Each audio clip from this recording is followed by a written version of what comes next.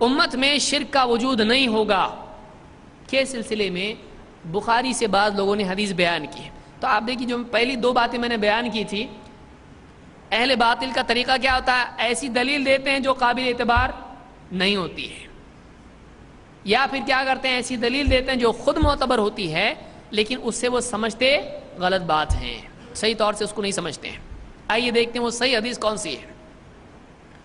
عقبہ ابن عامر کہتے ہیں، صحابی ہیں، ان نبی صلی اللہ علیہ وسلم خرج یوما، اللہ کے رسول صلی اللہ علیہ وسلم ایک دن باہر نکلے، فصلی علی اہل احد صلاتہ علی المیت، تو آپ نے اہل احد پر جنازے کی نماز پڑھی، ویسے نماز پڑھی جیسے میت پر نماز پڑھتے ہیں، احد کے جو شہداء تھے ان پر نماز پڑھی۔ ثم انصرف الی المنبر، پھر آپ ممبر کے پاس لوٹے، بعض لوگوں نے کہا ممبر باہر نکالا گیا، اس کی میرے علم میں کوئی دلیل نہیں ہے، آپ ممبر پر واپس آئے، فقال انی فرط لکم وانا شہید علیکم، اور آپ نے کہا میں تمہارے لیے فرط ہوں۔ فرط کے معنی ہوتا ہے پہلے جا کر اچھے کام کی تیاری کرنے والا ہے، جیسے کوئی پہلے پہل کہیں چلا جائے اور ساری سیٹنگ کرے تو اس کو کیا کہتے ہیں؟ فرط۔ میں تمہارے لیے فرط ہوں، فرط کس اعتبار سے؟ حوض کوثر کے اعتبار سے، پہلے جا کر تمہارے لیے سب میں سیٹ کروں گا۔ وَأَنَا شَهِيدٌ عَلَيْكُمْ، اور میں تم پر گواہ ہوں، تم پر گواہ ہوں۔ وَإِنِّي وَاللَّهِ لَأَنظُرُ إِلَىٰ حَوْضِي الْآن، اور اللہ کی قسم اس وقت میں حوض کو دیکھ رہا ہوں، اس وقت میں حوض کو دیکھ رہا ہوں۔ وَإِنِّي أُعْطِيتُ مفاتیح خزائن الارض او مفاتیح الارض، اور مجھ کو زمین کے خزانوں کی چابیاں دی گئی ہیں، یا آپ نے فرمایا مجھ کو زمین کی چابیاں دے دی گئی ہیں، مجھ کو زمین کی چابیاں دے دی گئی ہیں۔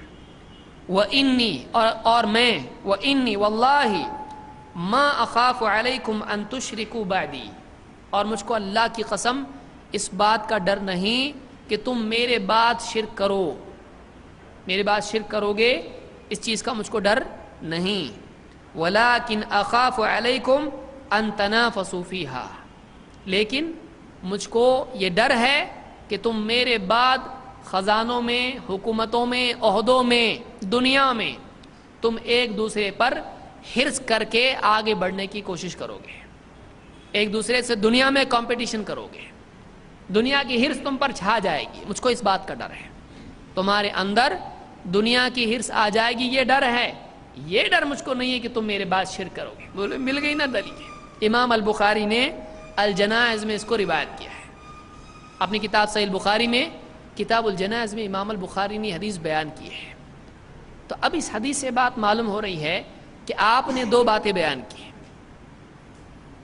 ایک مجھ کو اس بات کا ڈر نہیں کہ تم میرے بعد شرک کرنے لگ جاؤ، لیکن مجھ کو یہ ڈر ہے کہ تم دنیا میں کھو جاؤ اور دنیا کی حرص کرنے لگ جاؤ اور ایک دوسرے سے دنیا میں آگے بڑھنے کی کوشش کرنے لگو۔ تو اب بعض لوگوں نے کہا اب اور کیا چاہیے آپ کو؟ اس میں کیا ہے؟ مجھے ڈر نہیں کہ تم میرے بعد شرک کرنے لگو، تو ڈر نہیں ہے۔ اللہ کے نبی صلی اللہ علیہ وسلم کو امت پر شرک کا ڈر نہیں ہے، تو کیا ثابت ہو گیا؟ نہیں۔ آئیے آگے بڑھتے ہیں۔ پہلے تو یہ دیکھتے ہیں کہ خود حنفی علماء جن کو مانتے ہیں اور شافعی علماء جن کو مانتے ہیں، ان کو یہ حدیث کچھ الگ سمجھی یا ایسی سمجھی، اور آگے ہم دیکھیں گے کہ اس حدیث کو بیعینی ہی اس طرح ماننے میں پرابلم کیا ہوتا ہے۔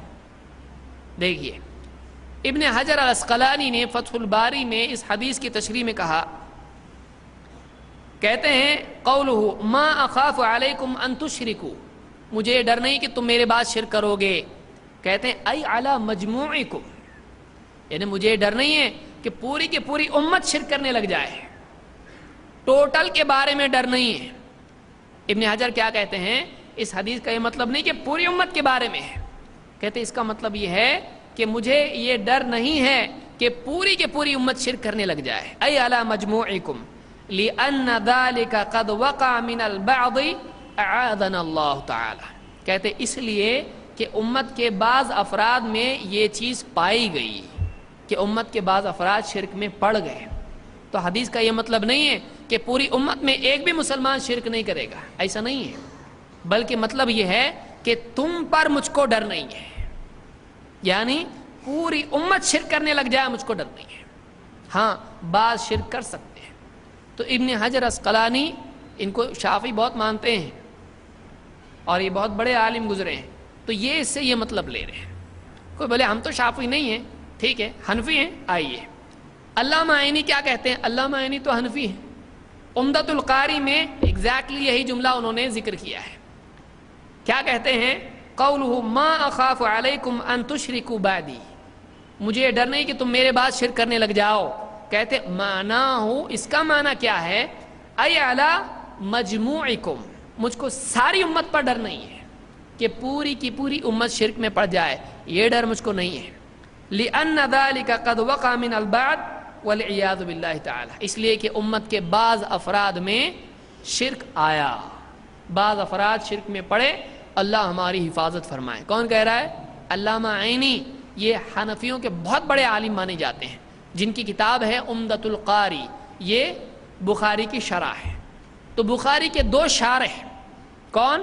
ایک ابن حجر فتح الباری میں، اور دو علامہ عینی۔ ایک کو شافعی کہا جاتا ہے جو کہ خود مجتہد تھے، لیکن ان کو شافعی کہا جاتا ہے، اور دوسرے علامہ عینی جو حنفی ہیں، حنفی شافعی دونوں کہہ رہے ہیں کہ اس کا یہ مطلب نہیں ہے کہ امت میں شرک آ ہی نہیں سکتا اس لیے کہ امت میں شرک آیا، ہاں مطلب یہ ہے کہ پوری کے پوری امت شرک میں نہیں پڑے گی۔ یہی بات اور دو حنفی شافعی، ایک امام النووی، انہوں نے مسلم کی شرح میں یہی بات کہی، اور اسی طرح سے مرقات میں جو مشکات کی شرح ہے ملا علی قاری، انہوں نے بھی یہ بات کہی۔ تو ٹوٹل دو حنفی دو شافعی، اگر ان کو شافعی شمار کیا جائے تو چار بڑے بڑے عالم ہیں جنہوں نے بخاری مسلم کی شرح کی ہے اور مشکات کی شرح لکھی ہے۔ ان کا کہنا یہ ہے، بڑے بڑے ٹاپ لیول کے عالم ہیں، اس کا یہ مطلب نہیں ہے کہ امت میں شرک آ ہی نہیں سکتا ہے، بعض امت کے افراد شرک میں پڑے ہیں۔ لیکن کوئی کہہ سکتا ہم کو شرح نہیں چاہیے، ایسے وقت میں کیسا ہے بہت سارے لوگ شرح نہیں چاہیے بولتے ہیں، ہم کو حدیث ملی بس، اور جب ہم حدیث پیش کرتے ہیں بولتے دیکھو بڑوں نے کیا کہا ہے۔ ٹھیک ہے کوئی بات نہیں، حدیث کو ہم دیکھتے ہیں۔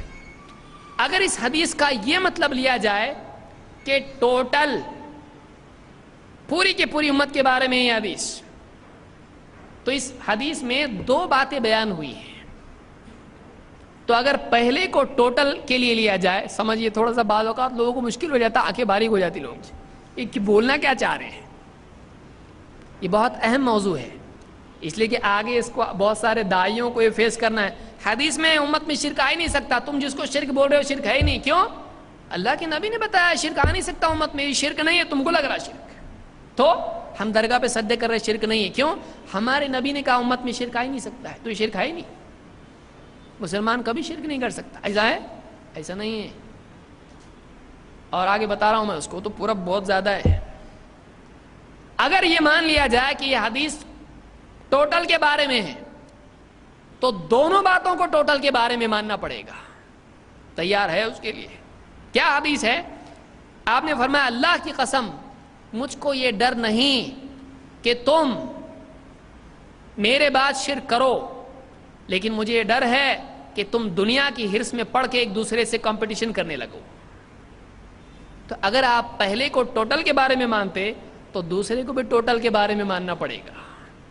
یعنی اگر یہ مطلب لیا جائے مجھے یہ ڈر نہیں کہ میری امت کا کوئی بھی فرد شرک کرے، ساری کی ساری امت شرک سے محفوظ ہے، اگر یہ مطلب لیا جائے تو بعد والے کے بارے میں ماننا پڑے گا ساری کی ساری امت دنیا کی ہرس میں پڑ جائے گی، صحابہ، تابعین، تبع تابعین، چاروں امام، اولیاء اللہ سب دنیا میں بھاگنے والے بن جائیں گے۔ ماننے کے لیے تیار ہے؟ نہیں بولے وہ سب تھوڑے لوگ جائیں گے، تھوڑے لوگ نہیں جائیں گے۔ بولے نمبر 2 کے بارے میں پارٹیشن ہے، نمبر 1 کے بارے میں پارٹیشن کیوں نہیں ہے؟ یعنی پہلے کو اگر ماننا پڑے سب محفوظ رہیں گے تو دوسرے کے بارے میں ماننا پڑے گا سب کے سب اس میں پڑیں گے۔ تو پہلے میں ٹوٹل مانتے ہو تو دوسرے میں بھی ٹوٹل مانو، تو شیخ عبد القادر جیلانی بھی دنیا کے پیچھے بھاگنے والے ہیں، ابو بکر صدیق و عمر رضی اللہ تعالیٰ بھی دنیا کے پیچھے بھاگنے والے ہیں. یہ مطلب لیں گے اس میں؟ مجھے ڈر ہے. کس پہ ڈر ہے؟ صحابہ پہ ڈر ہے، تابعین پہ ڈر ہے، سارے اولیاء پہ ڈر ہے. کس پہ ڈر ہے؟ بولے نہیں، وہ برے لوگوں کے بارے میں بول رہے ہیں. تو یہ بھی تو برے لوگوں کے بارے میں نہیں، اچھے لوگوں کے بارے میں بول رہے ہیں. کہ آپ اگر پارٹیشن اچھے برے کا دوسرے میں کر رہے ہو تو پہلے میں بھی آپ کو کرنا پڑے گا. سمجھ میں آ رہا؟ اس لیے یہ جو علماء ہیں ان کو سمجھتا تھا. انہوں نے کہا ایسا نہیں ہے، بعض لوگ پڑھیں گے بعض لوگ نہیں پڑھیں گے. اچھے لوگ شرک میں نہیں جائیں گے لیکن برے لوگ شرک میں جائیں گے، کیونکہ بعد والا حصہ بھی ویسا ہی ماننا پڑے گا. ہم کو کوئی پرابلم نہیں آتا. ہم کہتے ہیں دیکھو یہ حدیث بتا رہی ہے کہ پوری کی پوری امت شرک میں نہیں جائے گی لیکن کچھ لوگ جائیں گے. اسی طرح سے بعد میں پوری کی پوری امت دنیا کے پیچھے نہیں بھاگے گی، کچھ بھاگیں گے. تو دونوں کو ایسا ماننے میں اولیاء کی شان میں گستاخی سے ہم بچ جاتے ہیں. لیکن اگر ٹوٹل مان لیتے ہیں تو سارے اولیاء کی شان میں ہم گستاخی کرنے والے بنتے ہیں کہ ہم بولتے ہیں پوری کی پوری امت کیا ہوگی، دنیا کی ہرس میں پڑ جائے گی. سمجھ میں آ رہی بات؟ تو اس حدیث کو اس طرح سے سمجھ لیجیے. اور آگے جا کے آپ دیکھیں اگر یہ بات ہم مان لیں کہ امت میں شرک آ ہی نہیں سکتا ہے تو آپ دیکھیں آج مسلمان ہونے کا دعویٰ کرنے والے، مسلمان گھر میں پیدا ہونے والے بہت سارے لوگ ایسے ہیں کہ جو اپنے گھر میں مورتیاں بٹھاتے ہیں اور ان کے آگے ناچتے ہیں، اور خان نام ہے ان لوگوں کا. ہے کہ نہیں؟ ناچنے گانے والے ہیں کہ نہیں کچھ ایسے؟ مسلمان ہیں ہم. کون ہیں؟ مسلمان ہیں، لیکن شرک کر رہا ہے کہ نہیں کر رہا ہے؟ بہت سارے ایسے لوگ ہیں جو ایجوکیشن کی فیلڈ میں، سیاست کی فیلڈ میں، کسی اور فیلڈ میں ہیں، وہ کسی نہ کسی اعتبار سے جھکتے ہیں، شرک کرتے ہیں اور اس کو کچھ فریڈم سمجھتے ہیں، برابری سمجھتے ہیں. ہم سیکولر ہیں لیکن مسلمان ہیں. تو مسلمان ہونے کا دعویٰ کرنے والے ایسے کام کرتے کہ نہیں کرتے؟ آج کتنے لوگ ہیں، آج کتنے گاؤں دیہات ہیں، نام کیا ہے؟ محمد. کیوں؟ باپ نے رکھا بھائی، لیکن سر کہاں جھکا رہا؟ بدھ کے آگے مندر میں جا کے جھکا رہا ہے کہ نہیں؟ ایسے دیہاتوں کے اندر آپ اس کو کیا بولیں گے؟ آج امت میں چیز پائی جاتی ہے، آپ اس کا انکار کیسے کر سکتے ہیں؟ کوئی مجنون یا ایک ایسا آدمی جس کو زمین پہ کیا چل رہا ہے معلوم ہی نہیں ہے، وہی آدمی دعویٰ کر سکتا ہے کہ مسلمانوں میں شرک نہیں آ سکتا ہے. ہمارا کہنا یہ ہے کہ یہ ممکن ہے کہ ایک مسلمان جہالت کی وجہ سے، نہ جاننے کی وجہ سے ایسا کام کر بیٹھے جو شرک ہو. ضروری نہیں کہ ہم اس کو مشرک قرار دے دیں، اسلام سے باہر کر دیں. ہو سکتا ہے کہ اس کو معلوم نہیں یہ شرک ہے اور وہ ایسا عمل کرے جو شرکیہ ہو، تو ہم اس کو مشرک نہیں کہیں گے، لیکن اس نے جو کیا اس کو شرک کہیں گے کہ نہیں کہیں گے؟ شرک کہیں گے. یہی ہماری دعوت ہے، یہی ہمارا کہنا ہے کہ یہ مسلمان ہے لیکن جہالت میں اس نے شرکیہ عمل کیا. لیکن لوگ کیا بول رہے ہیں؟ ایسا بولنے کا نہیں، مسلمان جو بھی کرتا وہ شرک ہو ہی نہیں سکتا ہے. ایسا کیسا ہو سکتا ہے؟ مسلمان جہالت کی وجہ سے شرکیہ عمل کر سکتا ہے. نبی صلی اللہ علیہ وسلم کے دور میں ہوا ایسا، بعد میں نہیں ہو سکتا. نبی کی موجودگی میں ہو رہا ہے، بعد میں نہیں ہو سکتا ہے. آپ بتائیے، ایک آدمی ہے، ایک آدمی کو مشرک بولنا ایک الگ چیز ہے اور مسلمان ہے جہالت میں شرک کر بیٹھنا ایک الگ چیز ہے. مثال کے طور پر ایک آدمی غلطی سے پانی سمجھ کے شراب پی لیا، اس نے، اس کو شرابی بولیں گے آپ؟ بولے تو شرابی ہے، بہت ڈینجر آدمی ہے. غلطی سے پیا بھائی اس نے. لیکن دوسرا آدمی کیا ہو رہا؟ غلطی سے پیا تو شراب نہیں ہے، ہاں جان بوجھ کے پیا تو شراب ہے. ایسا ہوتا؟ ایک آدمی غلطی سے شراب پی جائے تو کیا پیا بولیں گے آپ؟ آب زمزم پیا. بولے غلطی سے پیا نا، شراب کیسا ہو سکتا ہو؟ وہ شراب ہی نہیں تو یہ شراب بھی نہیں. ایسا ہوتا؟ بولے بھائی یہ شرابی آدمی نہیں، بہت نیک آدمی، مولانا ہی ہے، لیکن انہوں نے کیا کیے؟ ہوٹل میں گئے، کسی نے گلاس لا کے رکھ دیا، پی لیے، جم برابر جم شرابی. تو وہ شراب ہے، شراب ہی اس نے پی، لیکن یہ آدمی شرابی نہیں ہے. سمجھ میں آ رہی بات؟ تو ایک مسلمان ہے، غلطی سے شرک کر سکتا ہے، وہ شرک ہی رہے گا لیکن یہ مشرک نہیں ہوگا. سمجھ میں آئی بات؟ تو ایسا ہو سکتا کیا؟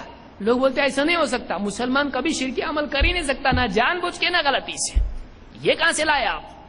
یہ قرآن و سنت میں نہیں ہے، اس سے ہٹ کے ہے کہ امت میں ایسے افراد ہوں گے جو غلطی سے شرک کریں گے، اور ایسے بھی ہوں گے جو جان بوجھ کے شرک کر کے اسلام سے نکل جائیں گے۔ کون بولتا ہے ایسا؟ آئیے آج کے درس میں اسی کا جائزہ ہم لیتے ہیں۔